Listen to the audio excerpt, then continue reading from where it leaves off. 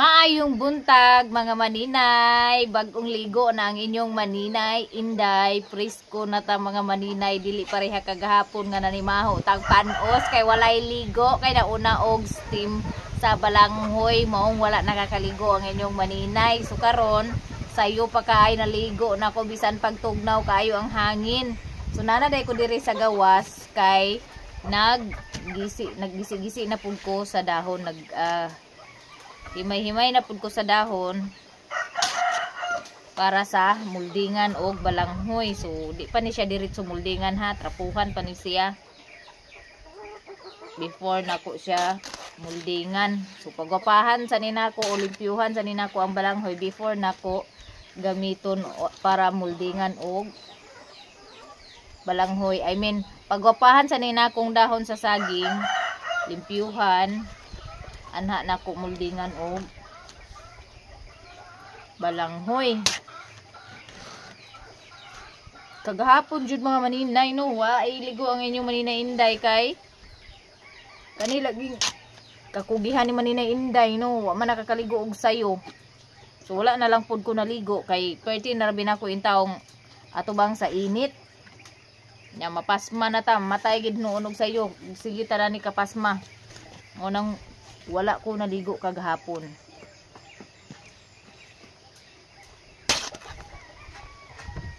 Nya pahuman na day ko dani mga maninay sa akong gitrabaho. Proceed na pud ayon ko og trapo. No? So na ko'y mga trapo sa akong tupperware, dahon saging nga ginagamit na pangtrapo lang gid siya para anang mga gamita.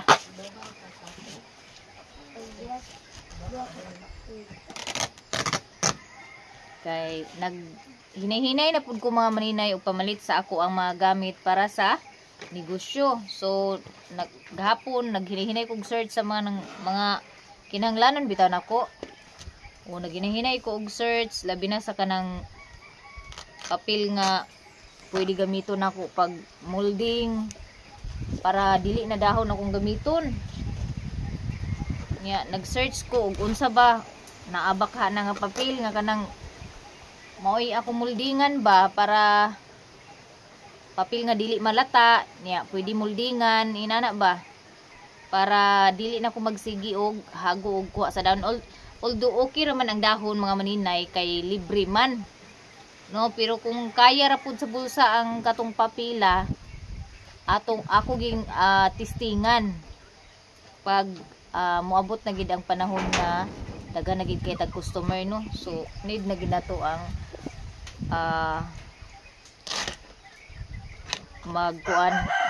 mag-invest gid para sa negosyo. Wala man nung ko'y problema sa dahon mga maninay kung dahon ang imuldingan.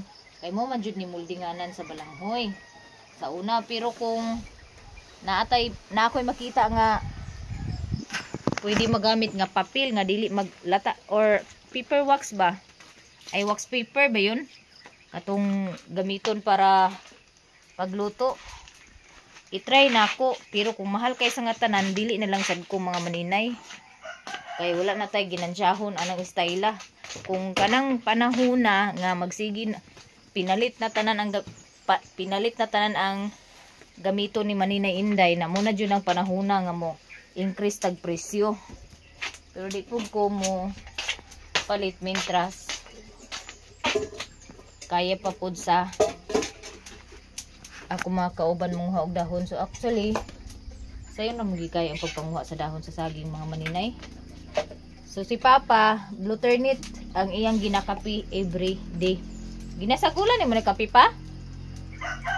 Kuan iyang mo ni iyang ginainom every day karon.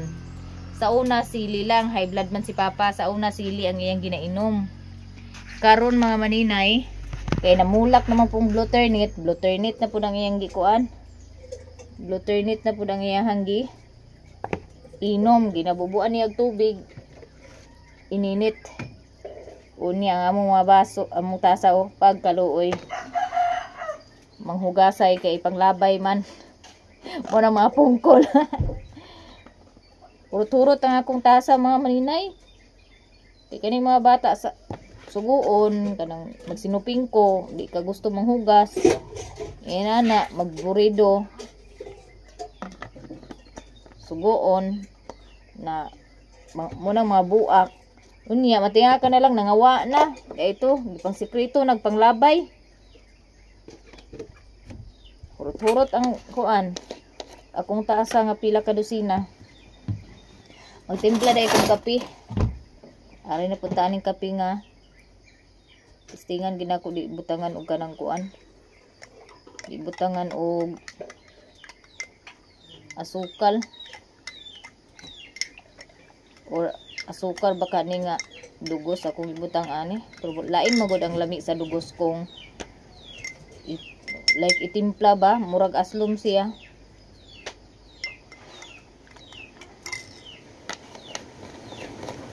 Kay murag nagsagunson ako og kaon sa rice kay wala ko nakalungag sa ako ang bugas mais.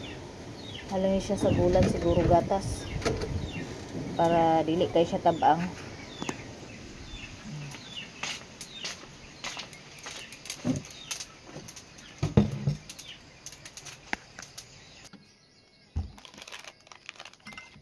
Nabugnaw na akong kape mga maninay. Kay perte na kong tuwad-tuwad pangita sa kong gunting ngagi palit. Na misplace. Karon nang luspad na akong kape.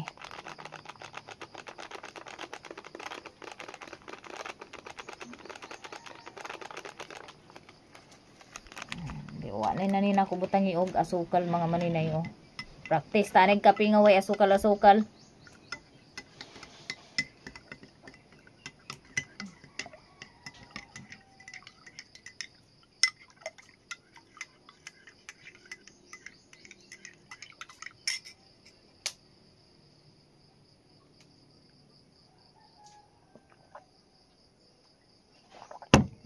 Ojoy lamig mga maninay pero okay ra. Kire ra ni.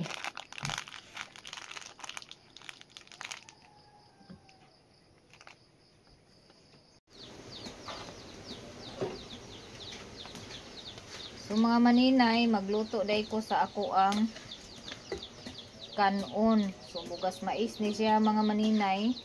Basa day ni siya kay ako ni siyang gikilisan kay sa giingon ako nga ang akong bugas mais nga napalit is medyo na ulod-ulod na. So munang kilisan sa nako og katulo, gibutangag suka gamay kay aron mawa ang iyang baho nga murag ok-ok. Yan kay nakapabukal naman tag ininit dire. Ni ako na ning gilunod.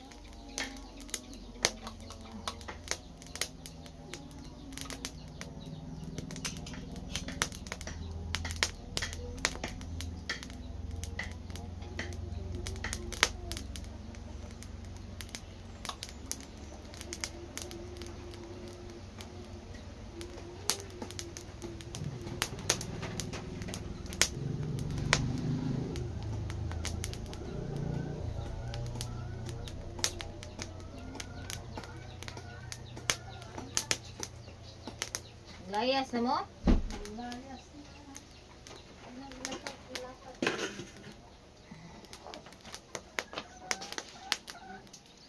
Ay, ready na sila mga maninay oh. Mamista day kuno ni sila mga maninay. Nagsuot unta ka dadtong kuan, luag nga karsunes kay aron daghan imo makaon. Luag na day. Umista ko na sila mga maninay. Tapos nagdala sila ng bag para biit so. Para panglagyan nila ng ulam. O inyo buhaton. Maghukad mo kanang damihan nyo yung plato nyo paglagay ng kanin. Ulam. Oh, may plastic na ba dyan sa bag mo te? Yan. Magdala ka ng plastic. Dahan-dahan sulod.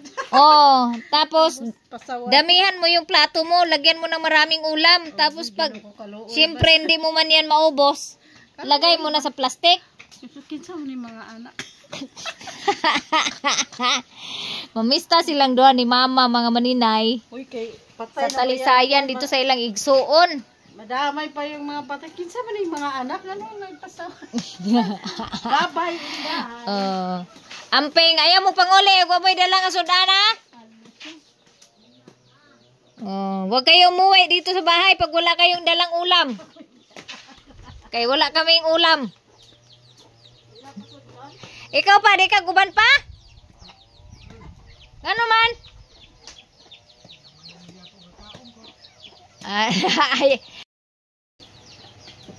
Ayaw ni Papa sumama mga maninay dahil kunti lang din daw yung makain niya. Alkansi kasi si Papa pag siya yung sumama mamiesta kasi wala nang ngipin ba. Kunti lang daw yung makain niya. Kaya hindi na siya sasama. So nakapag-steam na naman si maninay dito. Ganito talaga kainit mga maninay. Kaya pag nauna akong mag-steam, hindi pa ako nakaligo, hindi talaga ako naliligo kasi mahirap na magkasakit, matanda na. Hindi na natin maibalik yung kung anong katawan meron tayo pag nagkasakit na.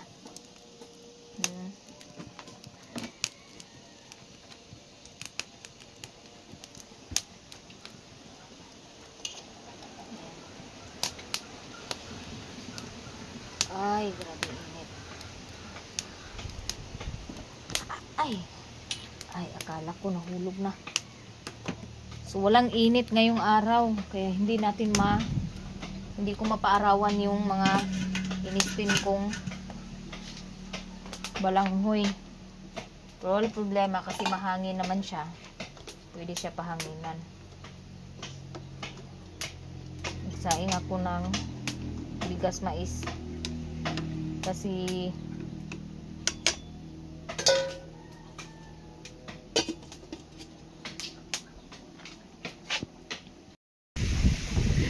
pagkasarap sa hangin guys, wala joy init, hangin lang gid siya. So at least kusog og hangin, matuyo ng konti yung inistim ko na balanghoy dahil wala pa po akong proper na patuyuan ng aking inistim na balanghoy. Sa bubong ko na naman ito paarawan mga maninay. Yung next project ko po ay yung ano na naman, yung bularanan ako ba sa akong balanghoy.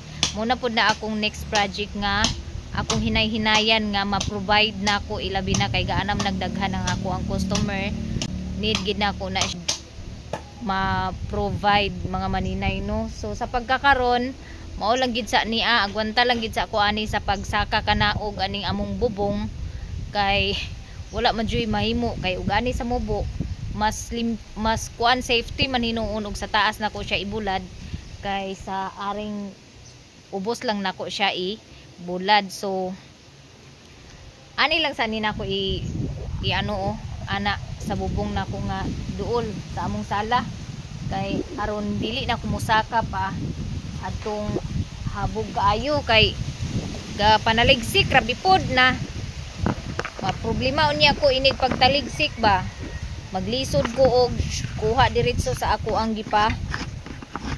gipaarawan nang ani lang sa ako.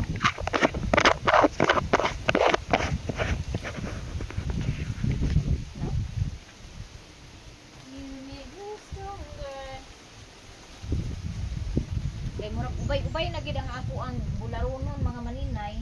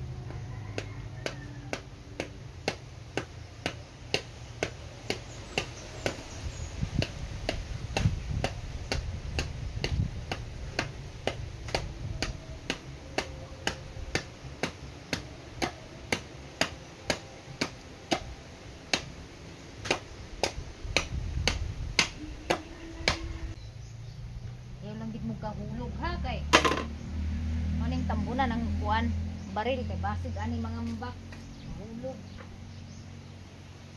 paliron og hangin.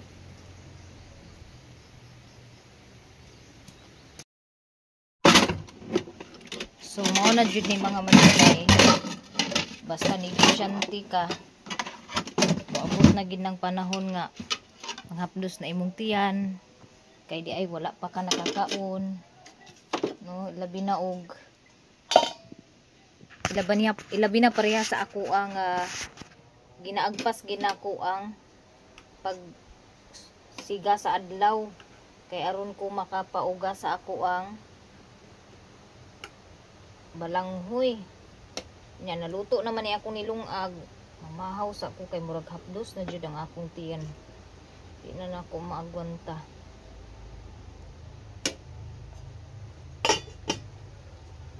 Kaya ako raman si mama na mista man so wala pa na human og kat ang binulad so pagkahuman akong kaon ron pamahaw magkat na pud ko og binulad. Actually wa po ko na human og molding. Akong suwa is nilagang sitaw. Maunta mga maninay, akong sudan is nilagang sitaw, nilagyan ko ng kamatis na presko, tapos nilagyan ko ng kunting suka, sibuyas dahunan, tapos nilagyan ko ng sabaw ng ginamos kunti. Yun yung pinangtimpla ko. Tapos mais, bugas mais.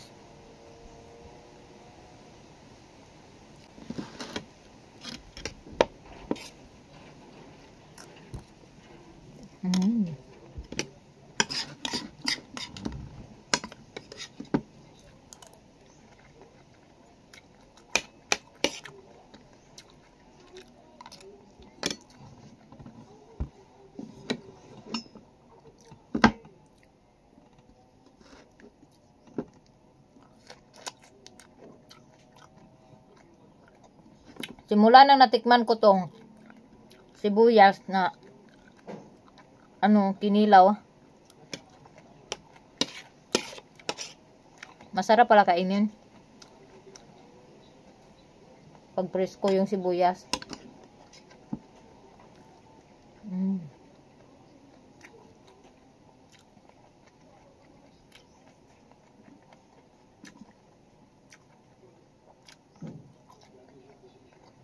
Na-overcook yung sitaw ni Papa.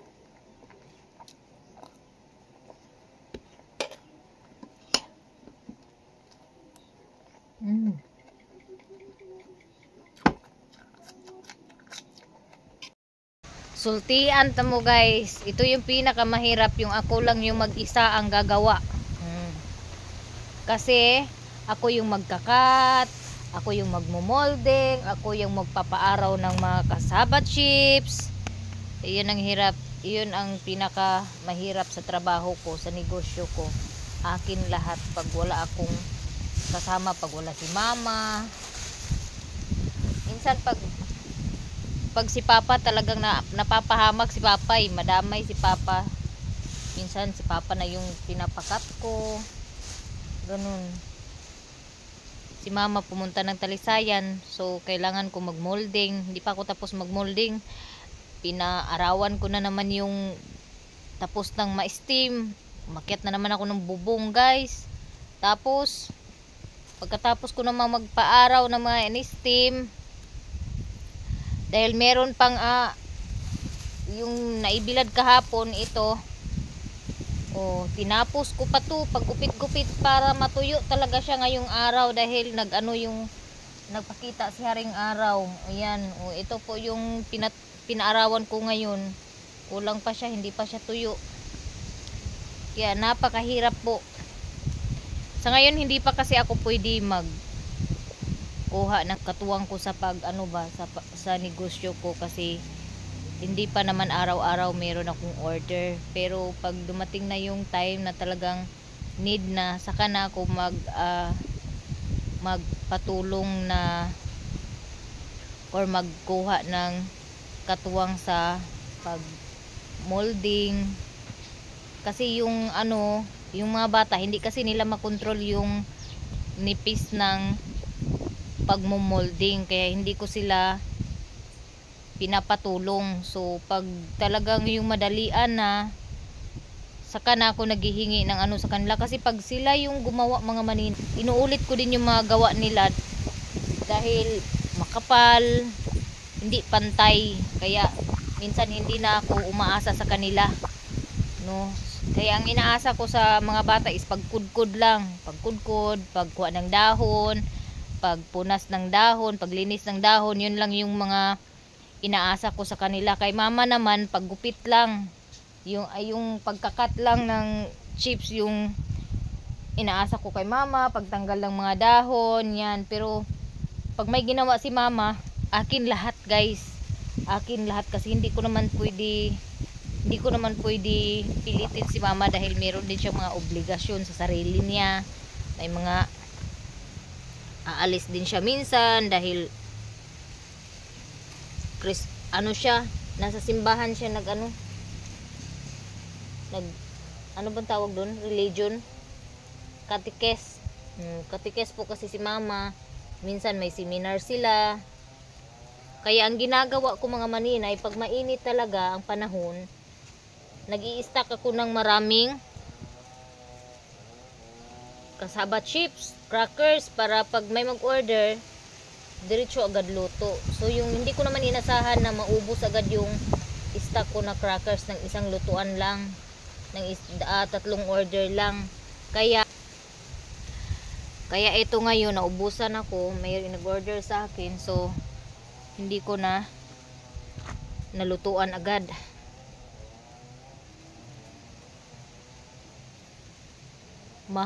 Yung init, hindi siya as in lumabas yung araw, pero makakatuyo na rin to mga maninay dahil mahangin din.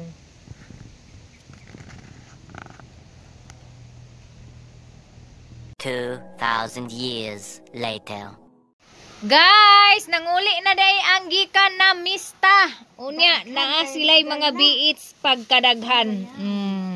Ganito talaga sa amin guys pag pista. Ay sa pa mamamatod.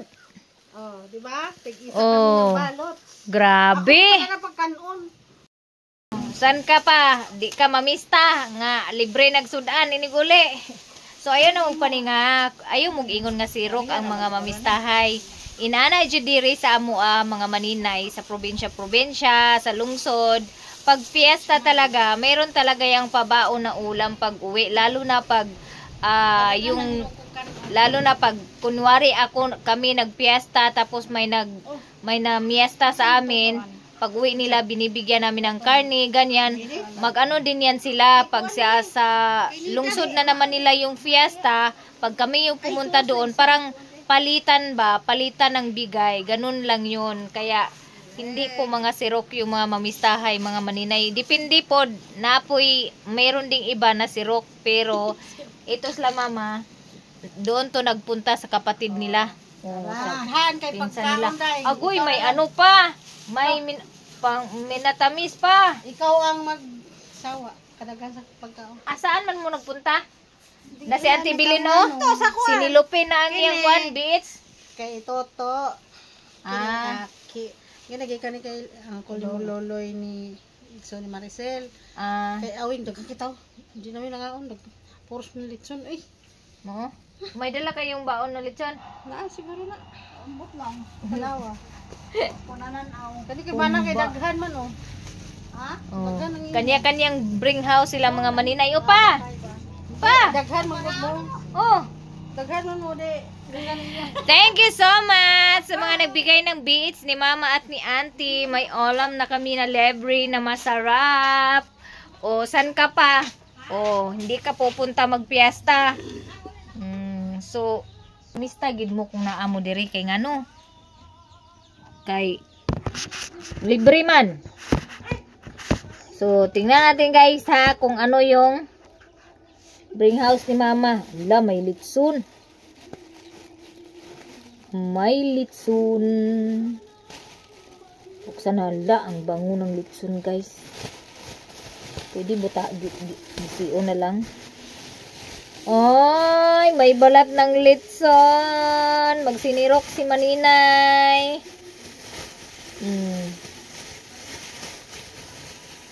Hala, may balat ng litson pero hindi na siya crispy. Pero malambot siya.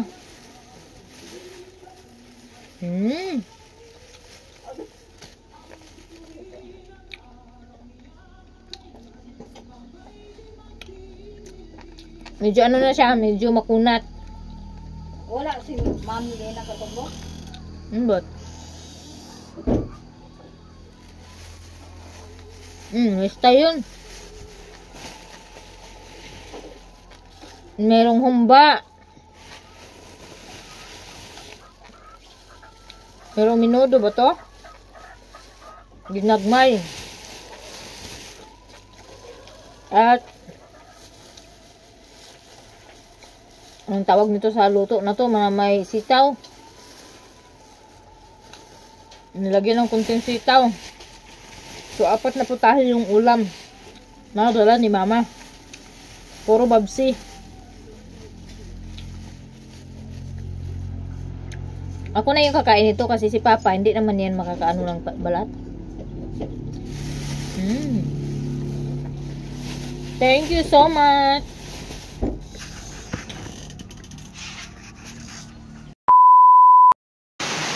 Guys, umulan. Malakas. Muntik na akong hindi makababa doon sa bubong. Naabutan ako ng ulan doon sa bubong. Muntik akong mahulog dahil madulas po yung yero. Buti na lang mayroong mga pako. Doon ko inaapak yung daliri ng paa ko. Sa awa ng Diyos, nakababa naman ako na ligtas. Ayan o. Oh. So, maraming salamat guys sa panonood, sa pag-order ng aking kasama chips, and good news guys, dahil yung sa Davao, marami pong gustong mag-order doon sa Davao. Tapos, yung bumili sa akin ng kasaba chips na 200, dinala ng pamangkin niya doon sa school, ibinenta ng pamangkin niya, naubos daw yung 20 packs na dinala ng pamangkin niya. So, magbinta na naman daw sila bukas. So, maraming salamat talaga sa mga taga Davao, taga Panabo na nagbili ng ng kasaba chips. Gustong mag-order ng marami para i-display daw niya doon sa kumpanya nila. Kaya sana po ay magtuloy-tuloy na po yung maraming customers, mga maninay. Ito yung pinakamahirap pag naabutan ng ulan doon sa bubong. Kasi napakadulas ng yero at maaaring ma-slide or mahulog. Na medyo nag-worry talaga ako, mga maninay. Sabi ko sa sarili ko, paano ako bababa? Buti na lang may mga pako na may mga parang umbrella style na pako ba. Doon ko inapak yung daliri ng paa ko. Nila ko doon yung daliri ng paa ko, kaya nakababa ako pero basa yung damit ko, mga maninay. So maraming salamat sa mga nanonood ng aking video. Hindi nag-skip ng ads. And sana po ay i-bless pa ako ni God ng more para makabili ako ng mga paunti-unti ng aking materialis sa paggawa ng kasaba chips. God bless us all guys!